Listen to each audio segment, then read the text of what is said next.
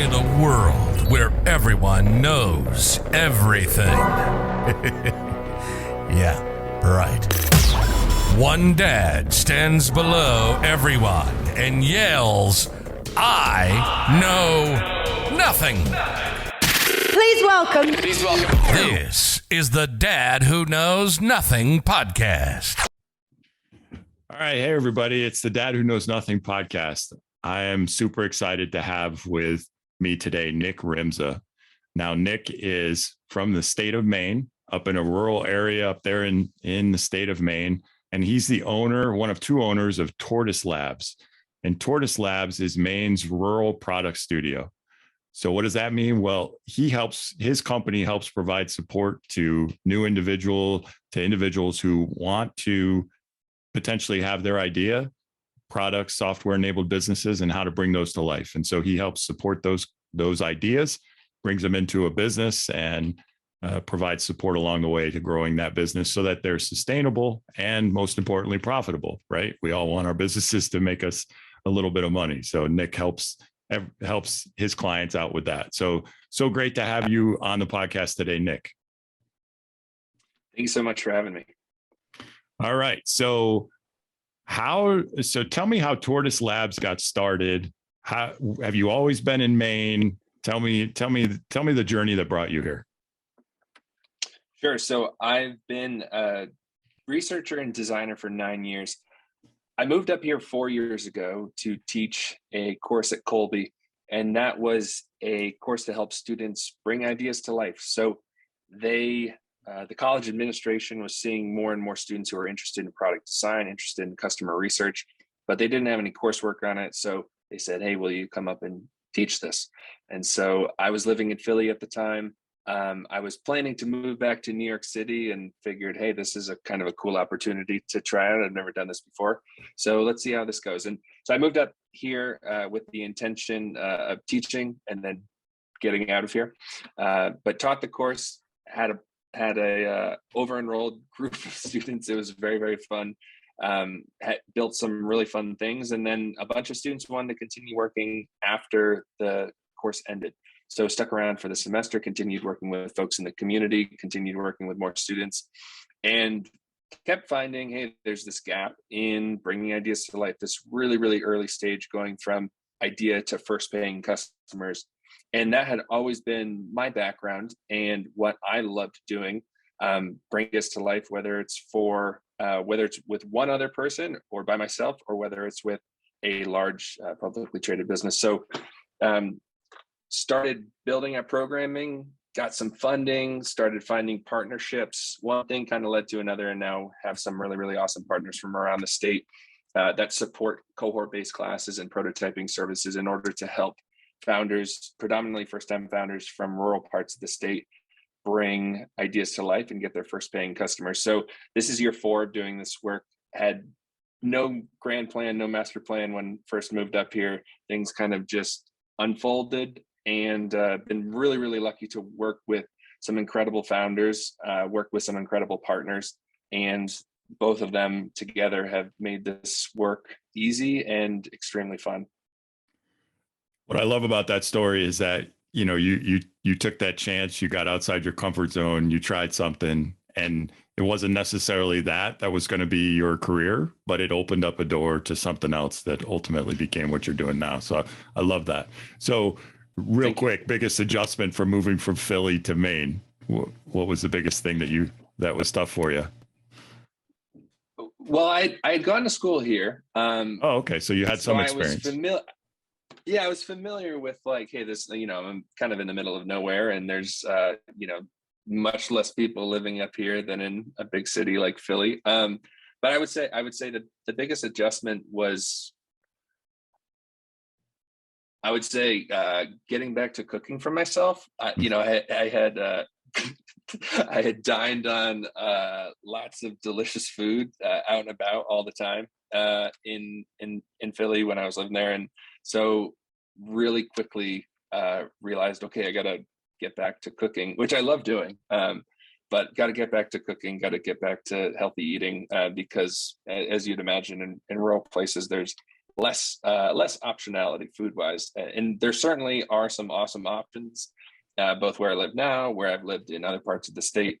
But that was one big adjustment for me to make. It's like, oh shoot, I gotta stock the fridge. I got to make sure that I've got all my spices. I got to get my nice cooking pots and pans back in order. I got to sharpen my knives. So I would say that was the biggest adjustment, but a rather minor one. Yeah. So your go-to meal, if you had to cook a meal for dinner, what would you say it is? I love pasta with salt and pepper and Parmesan cheese, just like nice and simple. Nice staple. Very good. All right. Nice staple. Yeah. So let's talk about, so first of all, how'd you come up with the name Tortoise Labs?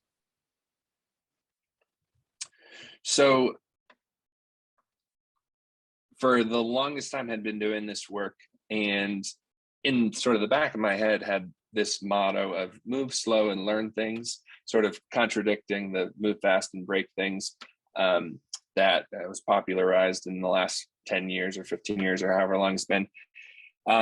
Just taking the approach of focusing a lot on talking to customers at the beginning. That takes a long time, a huge amount of effort. It's really exhausting. Like, you got to talk to a lot of people in order to figure out what it is that they have a willingness to pay for. And so had this sort of idea in the back of my head, this like way that I work and the way that I like to create things. And so when I moved up here, needed to create some sort of LLC. I was just operating as a sole proprietor for the longest time, and was like, okay, this is probably makes sense to have de-risk myself a little bit legally, and create a formal entity. And so the first name was called Move Slow and Learn Things, was the actual name of the business. And so the partner that I started the business with and I kept spelling it wrong. Like, we kept putting move slowly and learn things on stuff, and like it kind of drove us both crazy. And so we were like, at some point, hey, we need to really just come up with a new name, because this is both confusing to us and our clients and partners and everyone in between. So we thought, okay, well, what are some slow animals? And we sort of went through the list, Googling what are slow animals. So some of our favorites, were like the slow loris. It was like, but that's not super catchy. So anyway, we finally came up with Tortoise Labs as a name that reflected how we like to build things, how we like to bring things to life. Kind of taking a slow approach to learning about customers, identifying who they are, what their needs are, and what is it that they have a willingness to pay for, and what animal embodies that better than the tortoise. Yeah, I like it. And then you combine that with labs, research, figuring things out, testing things. I love it. It's a great name. Thank you. All right. So when somebody comes to you with an idea, I mean, I don't know how often that happens. You get pitched a lot of ideas. A lot of people just stop you in the street and say, hey, I got an idea for you. But when you get one that's an actual client wants to talk to you about an idea they have for a product or business, what's your process of validating it? How do you go slow? I think you touched on a little bit of all the work that you try to do to learn. What's that process look like? Sure. So the first thing is establishing, like, hey, let's make some guesses. Who do you think your customer is? Who do you think the segments of your customer might be? And what do you think it is that you want to help them to solve? So just like really, really basic, who's your customer? What's the value prop?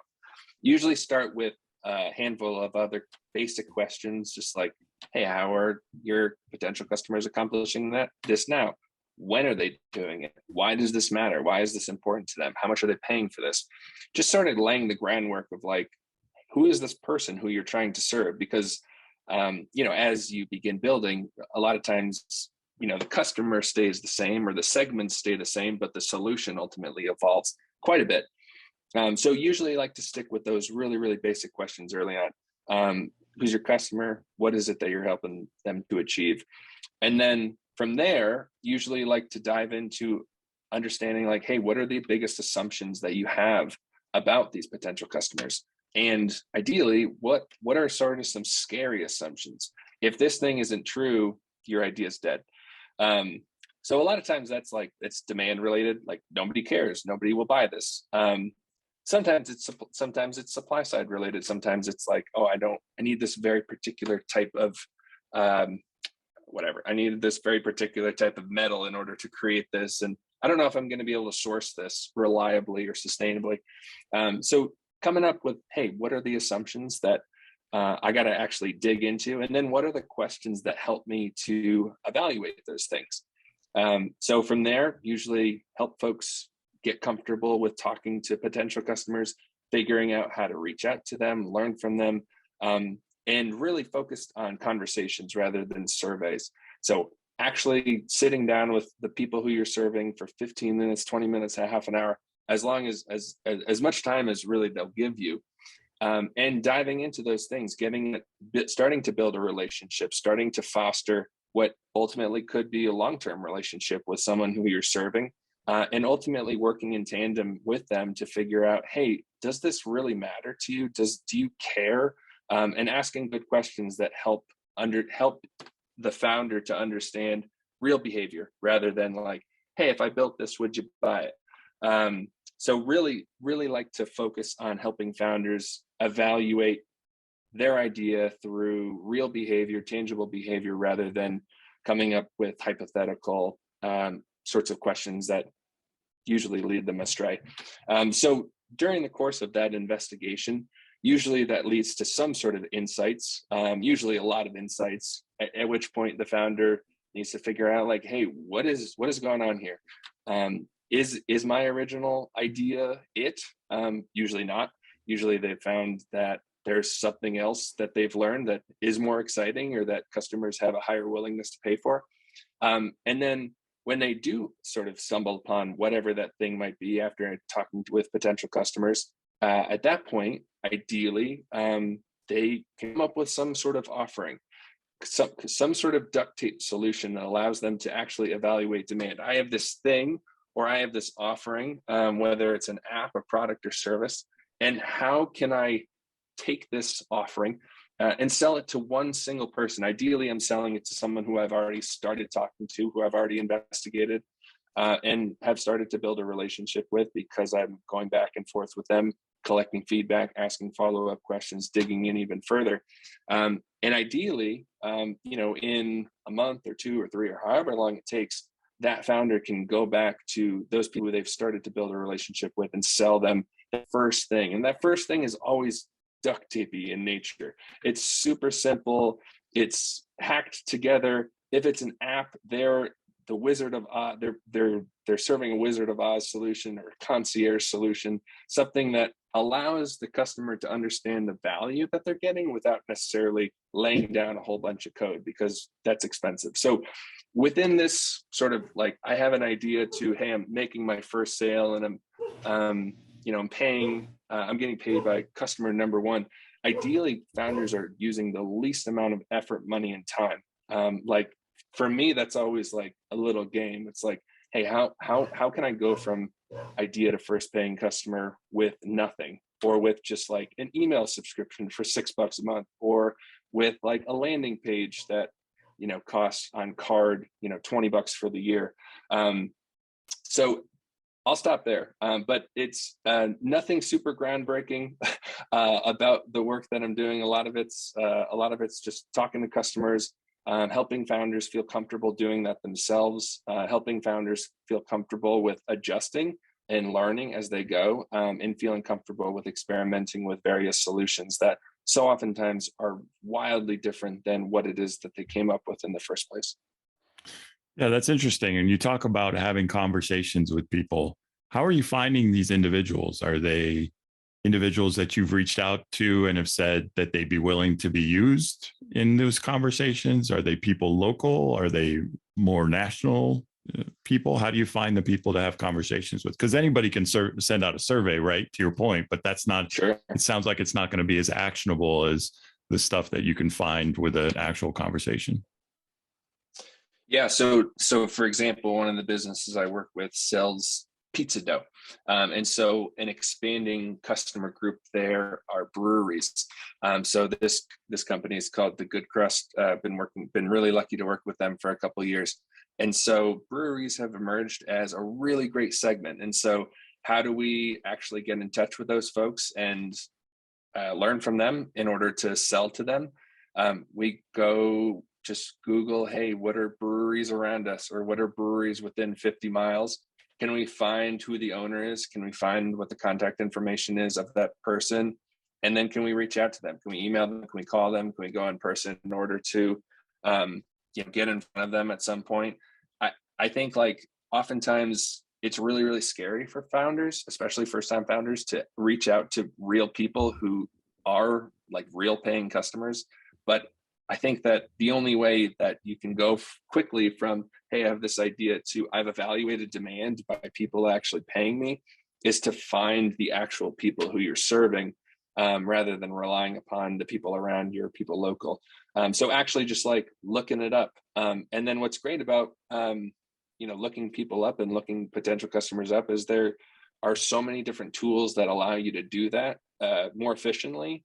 And whenever I build a system that works, or whenever I've identified like, okay, this is how I find these potential customers for this particular segment, a lot of times that work can then be automated away, or it can be handed off to someone else to help you with that process. So, I think just the TLDR there is, hey, what are the segments that you're interested in learning from or selling to? And how do you go actually find those people and get in touch with them? And maybe most importantly, how do you follow up? How do you continue to get in front of them until they give you an answer that's, yeah, I'm interested, or no, please stop emailing me.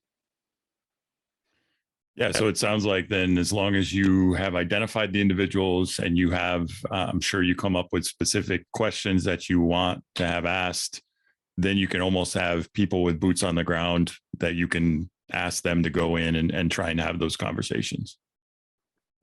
Yeah. And ideally the founders doing it themselves, just because like so often, they're sort of like they're harnessing so much of their excitement. And then by talking with potential customers, they're sort of mixing that excitement with tangible learning and tangible knowledge that they can then turn either into, hey, how do I improve this idea? Or how do I go from, hey, I just had this awesome conversation with this person who might be a potential customer, to, hey, now they're a paying customer. Yeah. And I'm sure it's a much greater impact when it's the founder that's getting that information versus getting it secondhand. Yeah. So often. And sometimes, founders will say something along the lines of like, oh, I need a salesperson, or I need a marketing person to do this on my behalf. Which I think can, of course, be valuable. I think having teammates and having a founding team is super, super valuable. But I would say that the folks who I've been lucky to work with who have the most success are always the ones who are doing it themselves, who are eager to talk with the potential customers, learn from them, build relationships, and ultimately convert them into people who are paying them. Yeah. So we talked about founders. What advice would you give to founders who think they have an idea? What would you tell them if you could give them some good advice? Well, I would first think like, hey, who's the customer that you're trying to serve? And what are those different groups of people who might be interested in the idea that you have? Can you make a list of who those different segments are? And then can you go figure out, hey, what is it that I don't know about these people? In order to, like, what do I need to learn about these people in order to ultimately sell them this idea that I have?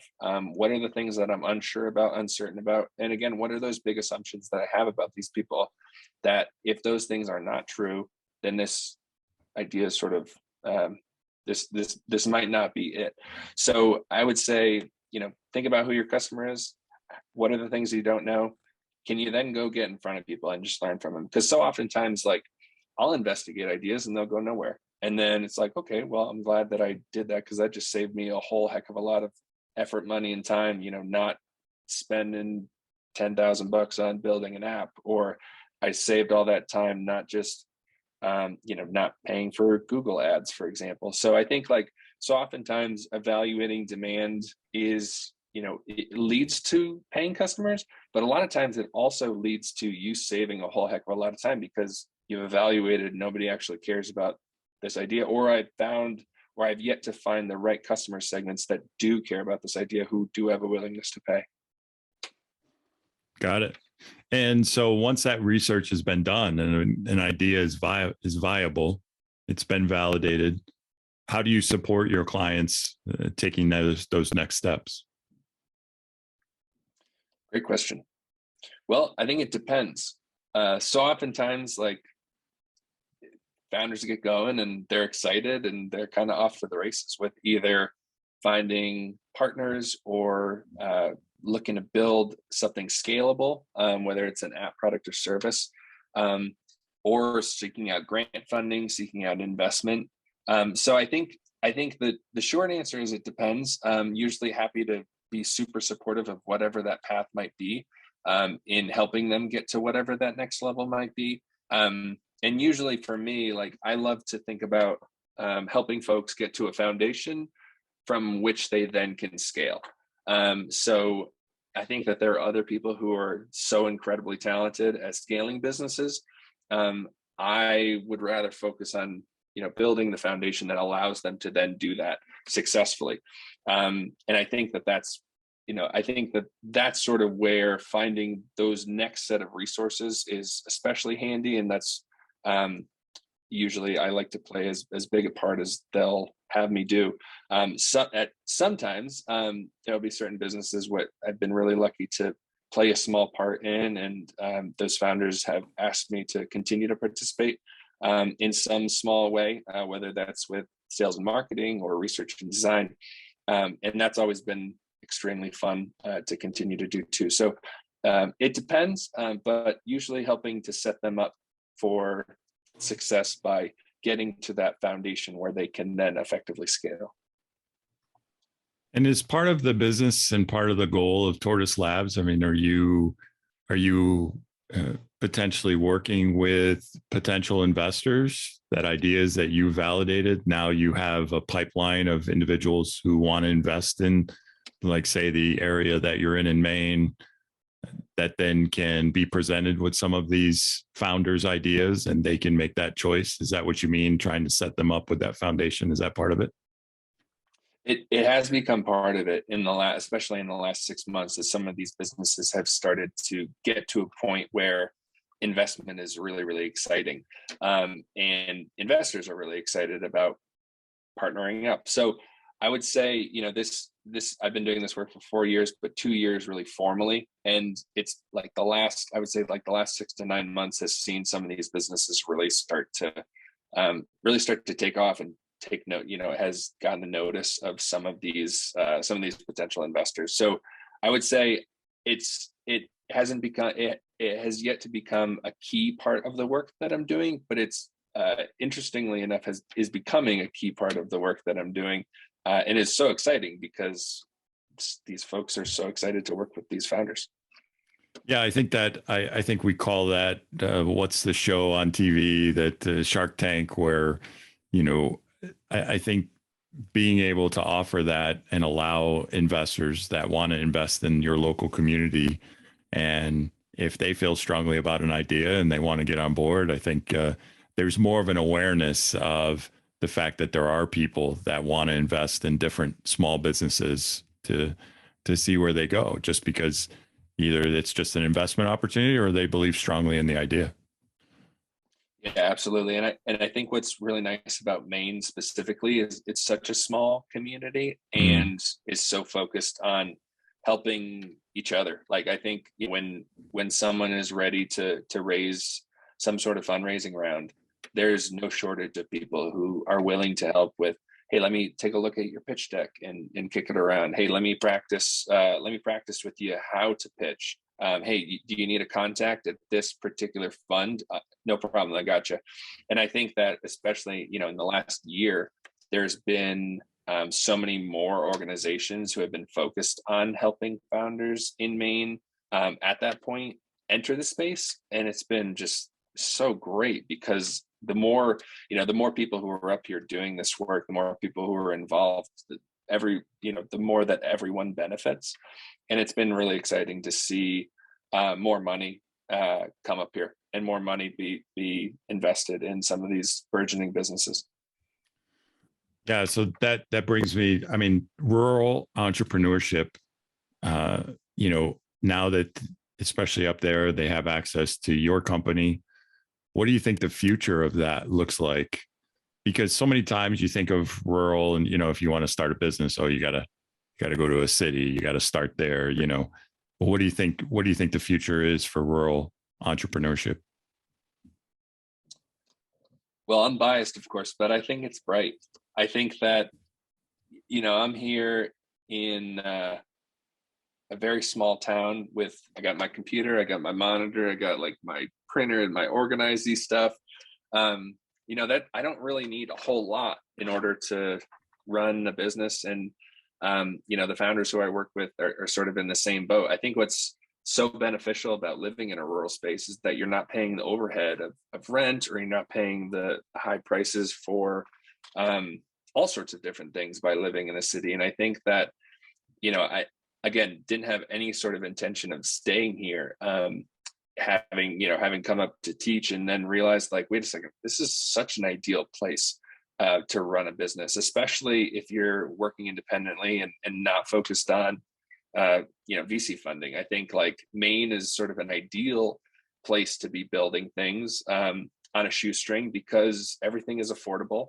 And then, when things, when you need a little bit of a breather, you can go outside and enjoy a hike or go ski or whatever. So I would say, in terms of rural entrepreneurship, I mean, like, this is an ideal place for me to be. I can scoot down to Portland whenever I want. I can go to Boston, go to New York. Like I'm close enough to all of these places to go at any point. And the calendar is booked up with little visits here and there. But during the day, get to focus, really, really intently on what I'm doing.